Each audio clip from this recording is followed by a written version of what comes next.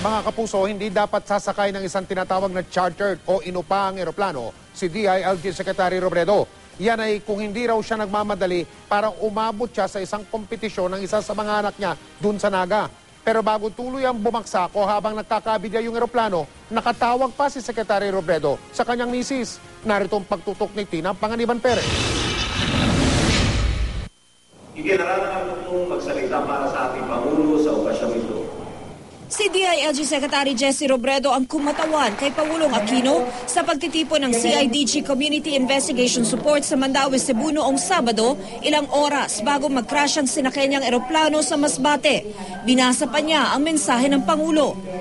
Taus-puso akong nagpapasalamat sa bawat isang kasapi ng Community Investigative Support.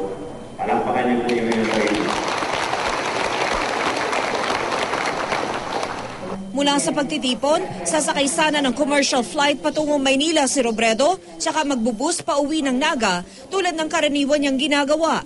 Pero dahil nagmamadali raw ang kalihim para makahabol sa swimming competition ng anak kinabukasan, sumakay siya at aide na si Police Senior Inspector June Abrazado ng isang Piper Seneca plane na dediretso sa Naga. 4 lang sila sa naturang chartered flight, ang piloto at co-pilot, ang kalihim at kanyang aide.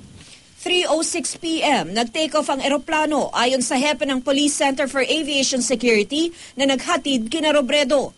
Bandang 3:30, nakatanggap pa raw siya ng text mula kay Abrazado. Sir, ikot kami.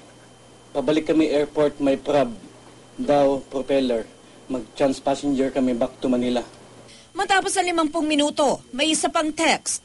Sir, mag-emergency landing kami Masbate. Sa gitna ng biyahe, nakausap pa raw ng kalihim ang misis na si Atty. Lenny. Sabi niya, mama, sandali lang kasi may inaayos na ako dito ang problema. Bandang 4:30 ng hapon, bumagsak ang eroplano sa dagat sa barangay Ibingay sa Masbate City. May 500 metro lang mula sa runway. Agad ikinasa ang magdamag ang paghahanap. Nasagip ng isang mangingisda ang aide na si Abrazado. Nakita rin noong Sabado ang pinaniniwala ang pakpak ng eroplano pero hindi ang mismong katawan. Kahapon na-recover ng search and rescue team ang flight manifest ng eroplano. Kahapon din dumating na sa Masbate si Pangulong Noynoy Aquino kasamang ilang cabinet secretary tulad ni DOTC Secretary Mar Rojas. Ang Pangulo ang siya mismong namumuno sa command post ng search and rescue operations. Dumating na rin ang ilang sonar equipment na kayang makadetect ng bakal sa ilalim ng tubig at ilang helium tank na gagamitin ng mga diver. Binisita na rin ng Pangulo ang nakaligtas na aide ni Robredo.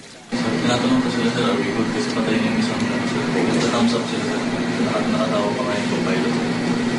Kaya pa naman job. Hanggang sa napapansin namin sir, masyado nang matagal yung time. Sabi nila sir, sa mas bati na lang dapat mag-fill sir. Nakalabas na si Abrazado mula sa ospital. Ayon naman sa Facebook page ng Pangulo, nakausap na niya ang pamilya ni Secretary Robredo at sinabihang maniwala sa milagro. Tina Panganiban Perez, nakatutok, 24 oras.